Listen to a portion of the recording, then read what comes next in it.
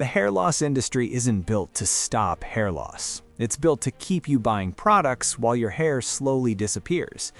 Today, I'm going to break down 5 things no one explains, because once you understand them, a lot of hair loss marketing stops working on you. Let's start with the biggest misunderstanding about hair loss, and this is where most people lose years. Hard truth number 1, most hair loss products don't treat the cause. Most hair loss products don't fail because they're fake. They fail because they're not designed to treat the cause of hair loss in the first place. Here's the part most ads skip. For the majority of people, hair loss is genetic. It's driven by a hormone called DHT that slowly shrinks hair follicles over time. The follicle doesn't just stop working overnight. It gets thinner, the hair gets weaker, the growth cycle shortens until the follicle eventually shuts down. Now here's the problem. Most products are designed to work on the hair, not on the follicle. Shampoos clean, serums condition, oils make hair look shinier and healthier, but none of that stops a follicle from shrinking, which is why so many people say, "My hair looks better, but I'm still losing it." And if that's happened to you, it's not because you did something wrong. You were sold solutions for appearance, not progression. Now here's where it gets interesting, and this is what almost nobody explains.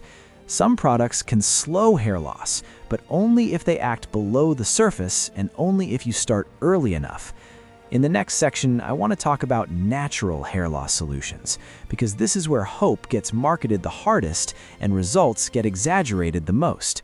So once people realize shampoos and cosmetics aren't stopping hair loss, they usually pivot to something that sounds safer, more honest, more promising. Natural solutions. And I get why. Natural feels gentler, it feels healthier, it feels like an option big companies don't want you to know about. But here's the truth most people never hear. Hard truth number 2, natural doesn't mean effective. Natural doesn't mean ineffective, but it also doesn't mean powerful enough. Take biotin. If you're deficient, it can help hair quality. If you're not deficient, it doesn't regrow hair. You just get expensive urine. Castor oil, rosemary oil, scalp massages. They can improve scalp health. They can reduce inflammation. They might slow shedding slightly, but none of them reverse advanced follicle miniaturization. And this is the part that makes people uncomfortable. If natural remedies alone were enough to regrow genetically lost hair, baldness wouldn't exist. That doesn't mean natural approaches are useless. They're supportive, not curative. They work best alongside treatments that address the underlying mechanism. And this misunderstanding leads a lot of people to the next big leap. I'll just get a hair transplant. Hard truth number 3, hair transplants don't stop future hair loss. It just moves hair. It doesn't cure the process that caused the hair loss in the first place.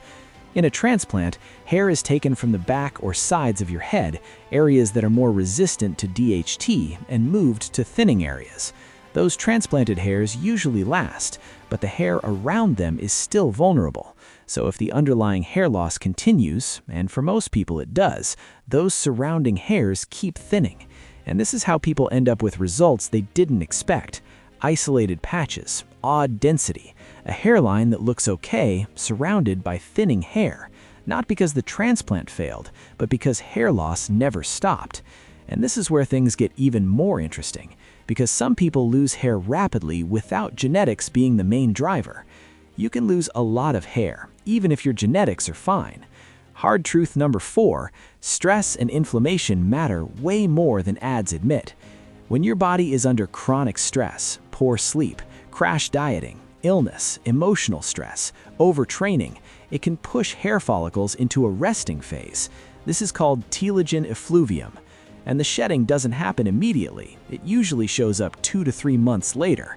So people change nothing, and suddenly their hair starts falling out in the shower, on the pillow, on their hands. They panic and assume they're going bald. Here's where the industry really fails people. Instead of asking why the body is under stress, the solution becomes buy more products. But no shampoo fixes nervous system overload.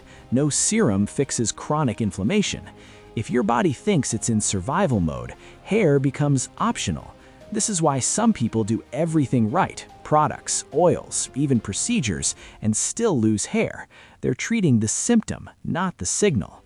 And this brings us to the final truth, the one that determines whether any solution works at all.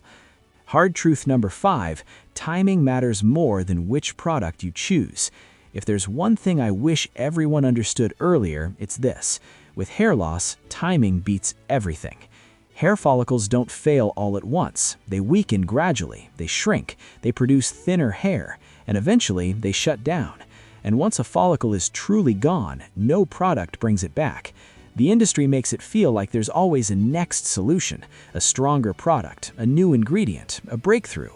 But biology doesn't work like that. Early hair loss is a prevention problem. Late-stage hair loss is a reconstruction problem. After everything we've talked about, there's really only one question that matters.